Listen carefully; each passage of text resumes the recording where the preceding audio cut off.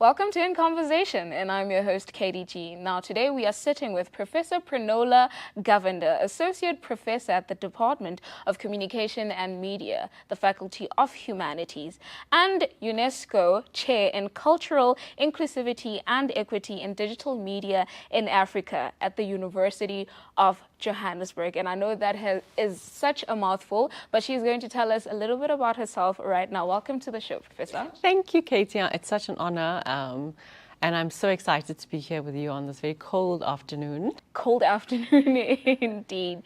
However, can you briefly tell us a little bit about yourself? Absolutely. So I would, I think on a personal note, I would describe myself as an intellectual activist.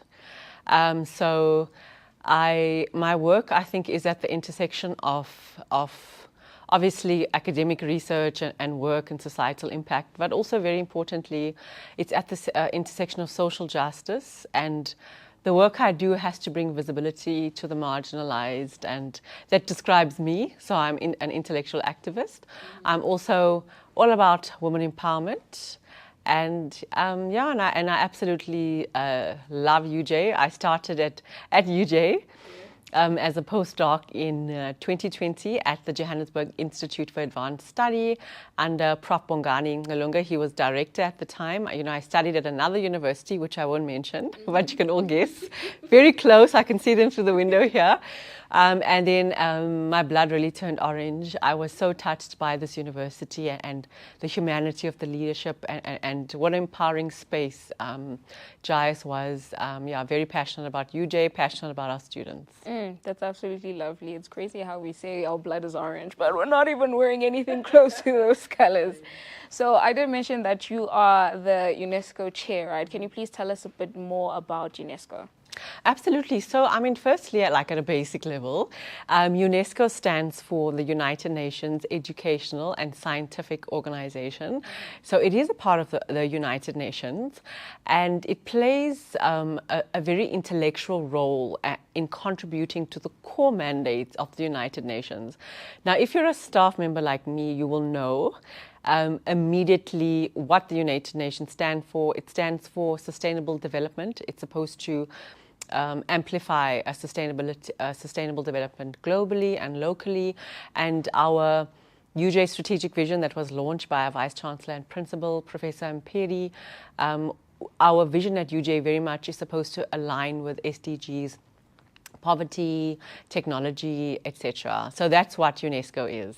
No, that's lovely. Now, you guys, you have partnerships, right? You have partners in China, Canada, and Nigeria. Now, China being a global leader in digital surveillance and social credit systems, and Canada being the home to extractive tech giants. How do you ensure that the partnership with these countries does not compromise the very decolonization and equity agenda you are trying to advance? Beautiful question, Katie. You really have me on the hot seat today. So let's also, I think let's rewind a bit specifically, because I mentioned I started off with everybody knows the United Nations, right? Especially in the Middle East war, what's going on in the US. And now we know about UNESCO, which is very much aimed at universities. Let's talk about UNESCO chairs and the UNESCO Chair program and what they are specifically meant to do in relation to the United Nations.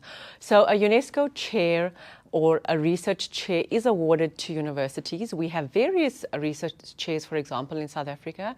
We have local research chairs like SACHI chairs. I know Professor Prinola Govenden has got the SACHI chair on African feminist imaginations. We have a few education SACHI chairs at UJ, funded by the NRF. So that's supposed to focus primarily on research, do a bit of postgraduate teaching, have a very innovation focus. So a UNESCO chair and how it's quite different is that it has a very global platform. It is meant to be a think tank and a bridge builder between government, between policy, between civil society. And I think that aligns very well with UJ, because if you have to look at our Vice Chancellor and Principal when he was appointed just a few years ago,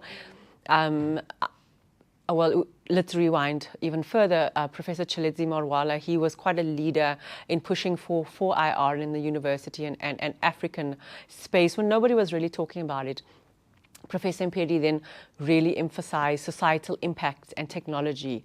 So this research chair really emphasizes societal impact through programs, through activities, recognizing that society and the various disruptions and what it's going through technologically, politically with the wars, climate change, you need a focus on research. So that is the focus of a UNESCO chair. And when we handed in, I mentioned to you very briefly off air that, everybody's very excited about this chair. We'll talk about the publicity of the chair that we had at our MOU signing when we talk about the minister and our Minister Solly Malatsi and our MOU. But with our application that actually, by the way, took 2 years for us to prepare, we are required to have international university partners. So as you mentioned, mine are in China, Canada, and Nigeria. So if I'm saying that the role of a UNESCO chair is meant to be a bridge builder, I almost look at it as it's a mentorship role.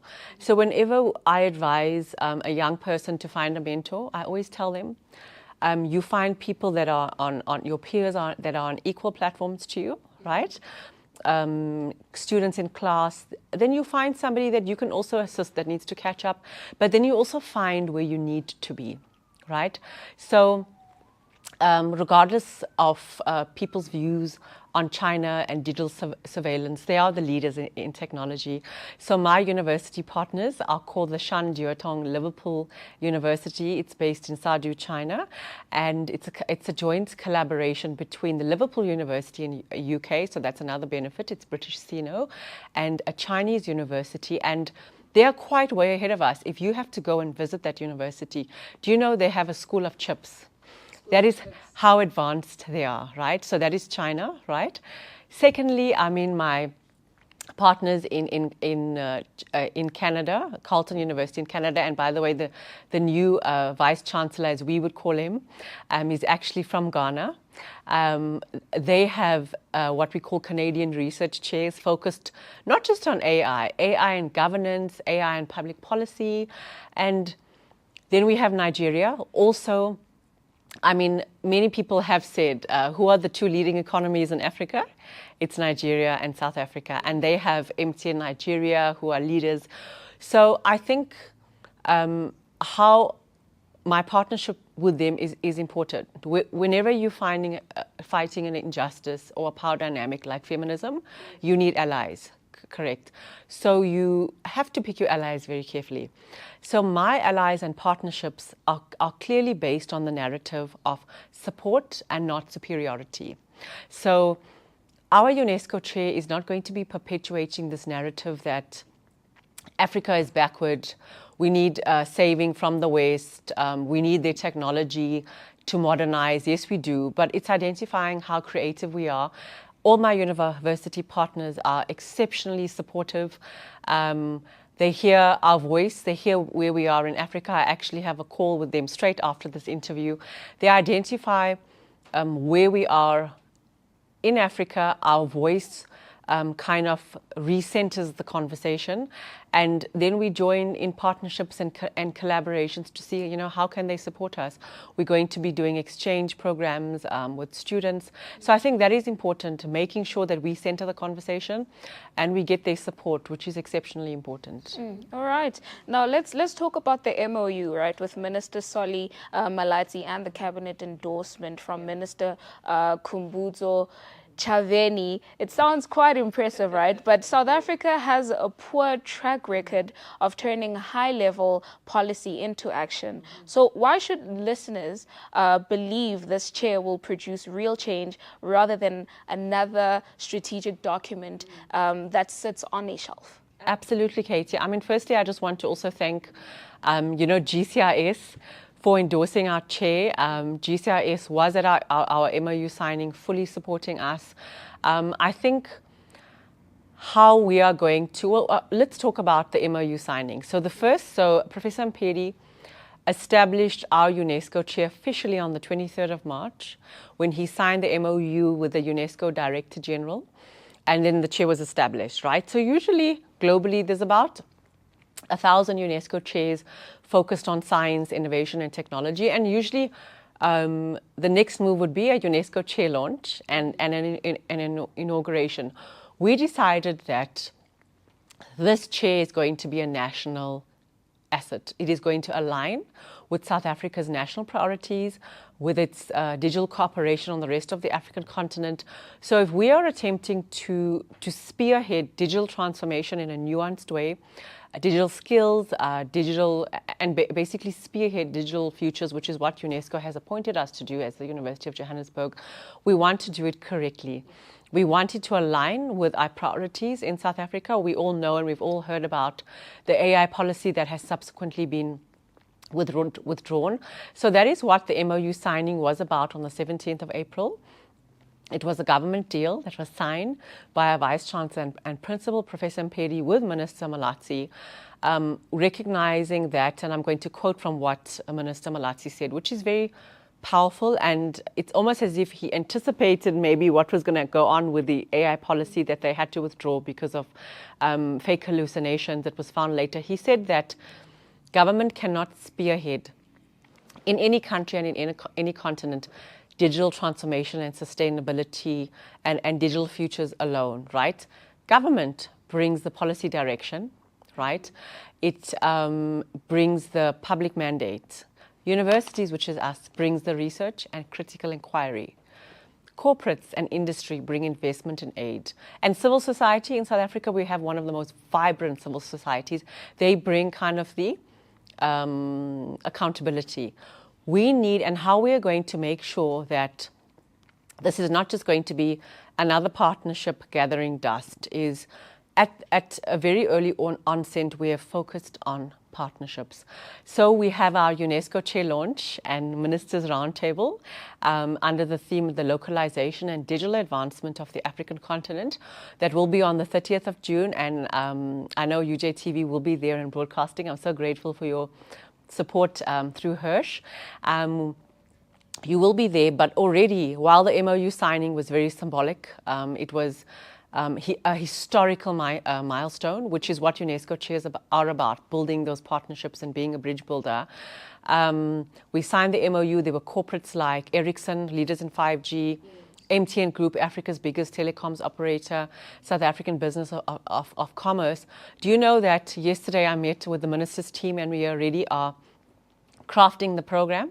And we are not just crafting any program. That program aligns with South Africa's priorities already.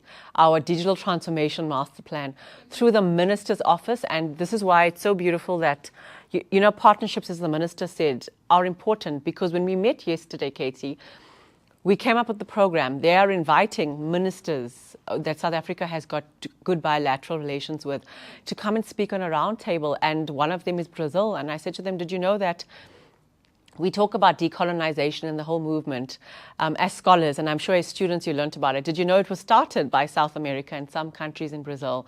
So already there is core alignment with this, but we are very aware of our South African privilege. So whilst we've had to withdraw our AI policy, we are still way further than African countries. So a lot of the research and what we're going to be doing is we're going to be also rolling it out to the rest of the African continent. So for the UNESCO Chair launch, one of the outputs is we're starting a research consortium and a steerco, where it will have the minister, it will have various corporates, Media 24. We all know Media 24, right? News 24 is the biggest online media group.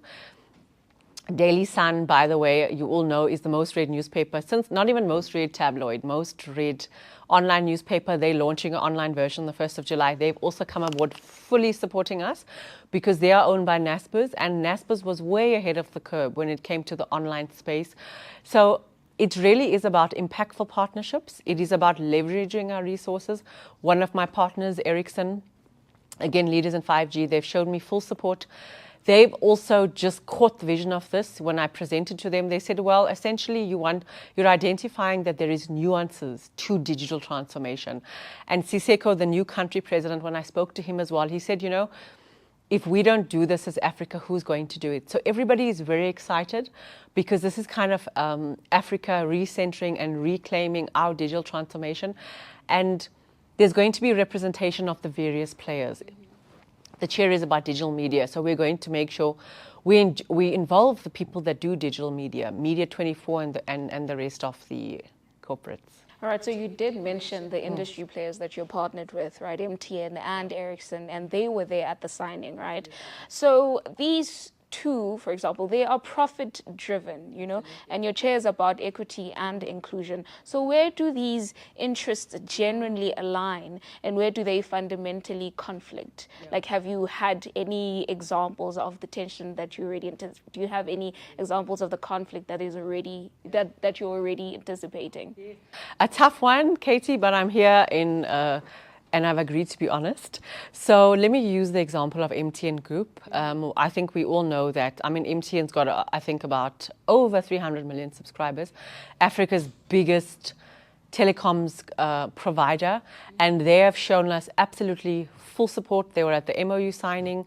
But I think one of the contestations I saw is that obviously, what is MTN's bread and butter? It is the African person, right? That buys their data, correct? That buys their phone and has access to the infrastructure and their networks. So essentially what our chair is about, it's about democratizing the space, is it not? Which is in itself a bit of a conflict because they rely on Africans to buy their data and to buy their product. And if we are saying we want to democratize the space, that could mean anything for them, right? And now we're also working with the minister. That could mean dropping the cost of data. And we know we've got one of the most expensive data rates in the world. So I did see, you know, obviously in the beginning, you know, a bit of apprehension. Okay, but democratizing the space is conflictual to our core business. Otherwise, they will fail to exist. However, there is certainly, again, this excitement because MTN Group, the representative that was there, Nompilo Marafo, who works just under the MTN Group CEO. Because remember that I think there's about 16 MTN markets from various African countries. The MTN Group is the main CEO, and Nompilo Marafo is the Chief Sustainability Officer, and they were allowed to present on anything on the MOU signing, and what MTN Group chose to present on is leaving no one behind. So there is a recognition that Africa is being left behind, but we all need to do our due diligence, and we can't do it without the corporates. Like the advocate Mthozulu, the president of the South African Chamber of Commerce, and this is why it's important for different perspectives. He said there's a big conversation going on now amongst corporates about AI, accessibility, e-health. So there will be these contestations, but I think, and speaking to my various partners, what I take solace in is everybody wants Africa to take charge of its own digital transformation, and for us to drive it with our policy and with our specific. So what this chair is going to be big on is with our specific empirical research, going to communities, thereafter designing prototypes. All right. So you did mention that our data is very much expensive, right? So the phrase decolonized internet, it sounds very powerful, right, in an academic lecture. However, for a young person in Soweto or in Mamelodi, you know, who struggles with data costs, I could be that person, you know, and load shedding on top of that, right? What does the phrase mean? Can you name one tangible thing that could be different in their digital experience by 2030 because of this chair? Yeah, absolutely. So if we have to really unpack let's look at what decolonization is on the internet space, right? And how unequal the internet is. So decolonization, I mean, it's a massive academic term. It's also quite a strong focus of UNESCO's at the moment. Decolonization identifies there are various colonialities still present in newspapers and on the internet that kind of are a legacy of colonialisms of various types. So let's take language, for example. In the 1800s and late 19th century in Berlin, when the African continent was apportioned, and there were certain languages that were forced on the African continent, right? And also, not only just Africa, if we have to look at global South, at the global South, did you know that the global South make up 75% of internet users, right? Let me put that into perspective. However, what is the most visited internet site? I'll give you a clue. It's the most cited internet website used by a student, and we tell them don't use it. It's Wikipedia, right? So keeping in mind that 75% of users are from the global South, let's just talk about our children and our youth. On the African continent in 2022, there were about 600 million users. Now, if you have to look at it, 1/3 of African internet users are children, more than the global South, which is actually about a fifth, right? So think about our students just here at UJ, right, that use the internet. Wikipedia is actually, and where the knowledge comes from, it is actually coming from Western Europe, and it's coming from North America, and men primarily frame that narrative. So can you see how unfair that is? Also, research has shown that most internet sites assume you're a well-educated man, right? Now think about our languages. So if we're talking about decolonization and transformation, it really needs to reflect who we are. We need to preserve our knowledges and who we are. And the internet is not doing that for us. So for the person in Soweto, I would tell you that decolonization is about reclaiming the internet to reflect our languages, to reflect our knowledges on online spaces, to reflect for us to be able to use apps. I mean, one of my honors students is looking at, in her specific community in the Eastern Cape, is looking at apps and how it's used for e-health and how it's used for medicine. Research has also shown that the emancipatory potential of the internet is limited in global South and African countries because of digital proficiencies, because of languages. So it's about recentering and reclaiming the internet as a space that reflects our languages, that reflects our spaces, that the most used internet site is not only by English-speaking people. So therefore, there are a lot of offline inequalities. If you have to look at our newspapers in South Africa, what is the dominant two languages? It's the colonial languages. It is English and Afrikaans. Sunday Times a few years ago tried to start a Zulu version, completely buckled because advertisers they didn't see that kind of group being lucrative enough for them. So it's still offline inequalities taken on an online space. Also, and I like the example of Soweto because I love watching beauty pageants, and I watched the Miss South Africa contest quite a few years ago. And I remember there was a contestant from Soweto that said, South Africa, we're a land of possibilities. In Soweto, the house you see today is a spaza shop tomorrow, right? So decolonization is also about equality. It's also about African people and South African people reading about positive narratives of us. Last week alone, Donald Trump was in the news on social media platforms because he called Indian people criminals using a laptop or being corrupt, basically. So it's also about seeing our African people and our global South people represented in spaces, represented on Twitter and on Black Twitter as empowering spaces, not just in these one-dimensional narratives that we see in offline spaces. So you are one UNESCO chair among over 1,000 globally, right? So the global digital governance space is already dominated by Western powers and large tech platforms, right? So what keeps you awake at night? Specifically, what is the biggest threat to this chair's success that is completely outside of your control? Love that question. I think definitely it would be funding the vision of the chair. And the main vision and focus of the chair that I mentioned at the MOU signing is going to be empirical research and reflecting the real Africans and real voices and how we use technology in creative ways for language revitalization. What are the gaps regarding marginalized communities and access? But before stepping into this role of UNESCO chair, a lot of my work and my PhD research looked at transformation and decolonization in the South African sense. And what is that? Black economic empowerment, right? My work looked at Black economic empowerment in the first 30 years of democracy regarding newspapers.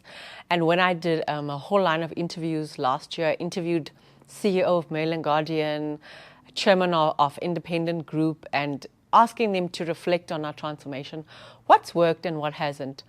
And so many people said that we came up with such a strong vision of transformation for our country with Black economic empowerment. It needs to be 20%, right? Very, very stringent requirements to facilitate the previously disadvantaged participation in our economy and ownership and capital. But everybody said, but we cannot fund transformation because everybody's focus is on making money in the neoliberal capital space that we've overlooked. And funding of this vision is going to be very, very important. And there is a massive lack in research on the African continent. A lot of the research about African audiences and what we're doing is very quantitative. It's focused on policy. Therefore, there are stereotypes like Nigerians use cell phones and technologies because they're scammers. Give them a side tribe, a device, and while they're no longer primitive, we've rescued them, right? Mm-hmm. So if we are not reflecting real Africa across various countries and actually going to them and looking at how our chiefs are using it, looking at how our gogos are using it to further their business, then I regard that as failing. So we need the funding for this mandate, and I'm very hopeful. We have lovely, we have lovely partners that I'm sure it's going to turn into funding, but we need funding to do the empirical research and to break down these stereotypes about Africa and technology. That's absolutely beautiful. So what would be the takeaway from the conversation that we are having today?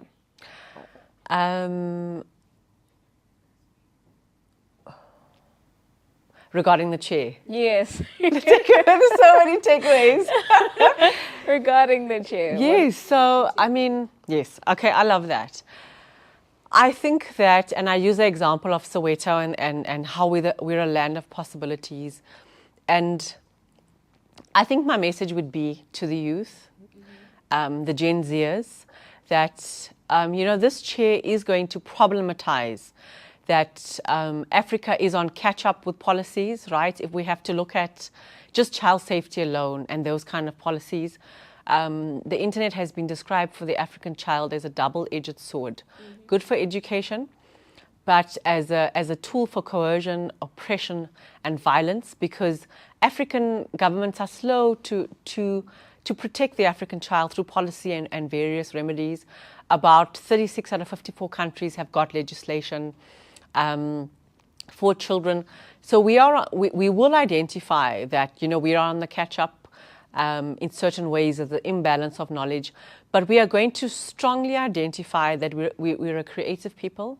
The internet has been used globally in countries like Mexico, countries like Australia and Canada by indigenous developers to take back their revitalization. So whilst we will criticize that our knowledges and our languages are not represented, privacy settings and infrastructures and ownership of the social media platform reside in the global north. But what we are not going to be is like opposition political parties globally. We are not going to be just critiquing. We are going to be coming up with our apps. We're going to be coming up with platforms. And that is what our youth need to do. In March, I did my very first keynote address for UNESCO's International Day of Digital Literacy. It was at the Brits TVET College. And did you know this is the college? The students there had actually won gold in South Africa for what? For developing their own robot that could move. They are now representing us in China. Can you see our students developing this? So I think my key takeaway is to use the country president of Ericsson's words, Siseko, if we don't do it, no one else is going to. Let's provide African solutions, African technologies to compete with the rest of the world. And we can do it. We're a creative people, and our technology and our use are as creative and as diverse as the continent itself. Let's fight those stereotypes. And I think why I love the platform of the UNESCO Chair, you know, it's one thing being on the African continent speaking about decoloniality, and we need to disrupt the Euro-American canon in our theories and our case studies and getting solidarity. It's another thing to go to UNESCO headquarters in France and speak about we need to decolonize. Colonialism is unfair, but I was so warmly received. So what I'm excited about is let us use this chair, and I think this is what the ministry is excited about, my corporate partners are excited about. Let's reflect Africa and what we need and our experiences and our diverse narratives on a global platform. But we need multi-sectoral partnerships, which is what Minister Malatsi also had requested. That's absolutely beautiful. Now, this chair is really about shifting power, right? Who builds the internet, who benefits, and who decides its future. So by 2030, what exactly are we expecting to see? Yes, absolutely. Well, hopefully, Katie, as I said to the minister at the MOU signing, hopefully if we get renewed, they will get renewed. So hopefully, firstly, we'll have a renewal. So what we are really focusing on is projects, which is a big part of UNESCO chairs and activities. So it's various empirical research, massively. Edited, we're busy with an edited book collection as well, looking at the use of AI and mediated communication amongst various communities. It's going to have a lot of output, right, academic output. It will have books. We are also, and this applies to our students, we are also meant to look at AI in the classroom, using decolonial frameworks, using UNESCO frameworks. A lot of our students in my department are looking at ChatGPT. Why does it not recognize African languages? What are the stereotypes around that? So a big focus is going to be on research, flying across the African continent, but also then building prototypes. It's going to be working with the minister who is in charge of South Africa's national digital transformation policy. He's meant to take this platform to the AU, to the ITU, to BRICS, working with him to not only do the research, but to come up with policy briefs for him to take to cabinet, to take on global platforms. So it's really working with the ministry to come up with good AI policy, good research, and then roll it out to the rest of the African continent, do baseline studies on what cultures and languages are represented on the internet and that use. So I would really say empirical research, which is research in the field in Africa and affecting changes through policy briefs and through research. Well, there you have it. Professor Prinola Govenden, who is here as the UNESCO Chair in Cultural Inclusivity and Equity in Digital Media in Africa. I hope you have taken something away from this, as I have right now. Thank you so much for joining us on In Conversations. Well, I have been your host, Katie G, and I will see you on the next one.